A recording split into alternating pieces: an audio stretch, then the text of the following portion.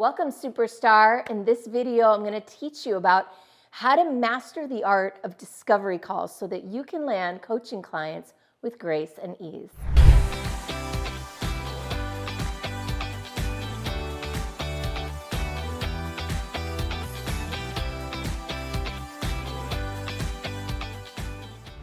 Mastering the art of sales is one of the most powerful things you can do for yourself as a coach. And in fact, sales and getting clients is the single most challenging thing that most coaches face. So if you can master this, everything else is a piece of cake. There's a sense of power that also comes when you know that you can snap your fingers and get more clients. And one of the best things you can do for yourself strategically is to make sure that when you get an opportunity to have a sales conversation with a client, that you're able to convert them if they're a right fit. So in this video, I'm going to teach you the 7-step sales process that I've used for over a decade and that I've been teaching my clients for nearly that long. It's a game changer. I used to approach sales in very much the traditional way that it's taught out in the world. And in fact, I was a sales trainer for a few years early on in my business. But back then, I used to use very high-pressure sales tactics, much more manipulative tactics that, you were taught as a salesperson. I didn't know that they were bad or wrong or that they created mistrust or pushed clients away. I had to learn that the hard way.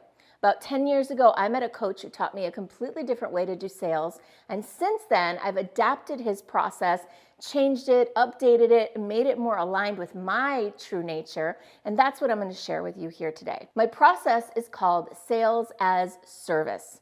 And essentially what it is that you approach the sales process as a step in your service delivery process. So instead of looking at sales as something that you're doing in order to get someone into your service process, you actually start looking at sales as a part of that value delivery system. And so when you do that, when you approach sales from a perspective or from an attitude of serving, and you approach the sales prospect as someone that you're there to help, to give insight to help them no matter whether they continue to work with you or not, it changes the dynamic. It actually creates more trust. It means that the client can trust you more. And these 7 steps I'm going to share with you are exactly how you create that trust and do the very important work of identifying if someone is a right fit. Because in coaching, trust is so very important. And you want to build that from the very first interaction. You need to establish yourself as a trustable leader because that's what's going to serve the coaching relationship long term. So that begins right here in the sales process. You ready? Let's go. Now, before I actually dive into the content, I do want to invite you to like this video, subscribe to my channel, and please feel free to comment below if this resonates with you.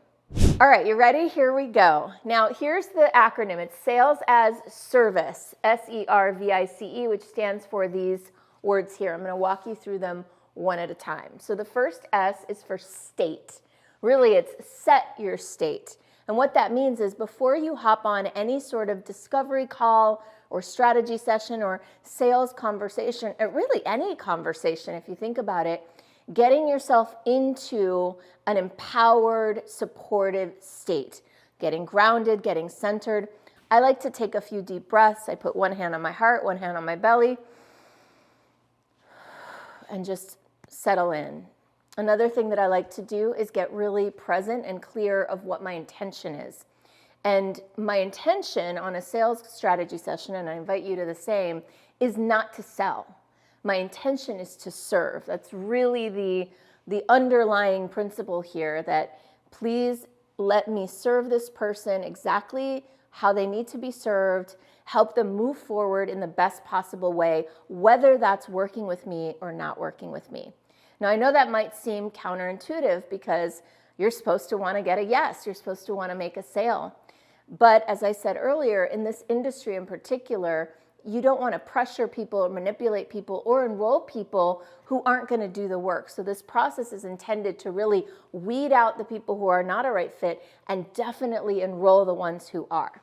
So setting your state is about getting present, aligned, centered, ready to serve. I have a client, a friend and a client, Diana Castro. She has a beautiful video production company called 4 Productions based in Miami, Florida. And she does a prayer before every strategy session. And in that prayer, she asks for divine support in serving the person she's about to speak with, and even sets the intention of releasing the outcome before she hops on a sales call. In addition to setting your own state before the call, when you first hop on the call, that's the opportunity to state the intention of the call with the person you're talking to. And that's a really important, the beginning of a call is very, very important because that's where you establish the leadership of the call. So right here in this first step is where you're going to let the person know, hey, I'm leading this call. The way I do that, and you could feel free to use my language or come up with your own, is I say, the way I like to run these calls is I'm going to ask a lot of questions. I'm going to take some notes. I'm going to get some ideas. And at some point in the call, when I feel like I have a good sense of what's going on here, I will pause us and I will move us into a different part of the call where I'm going to reflect back to you and give you some insights and ideas. My intention here is to serve you on this call and also get an idea if we're a good fit to work together. And if we are, I'll let you know that. I'll let you know what it looks like to work together or not. And either way is fine. There's no pressure. Does that work for you? I have never had somebody say no to me when I state that frame for our call. And it's very powerful because it also sets up that at the end of the call, we're going to make a decision if we want to continue to work together or not. So the second E is for elicit and engage.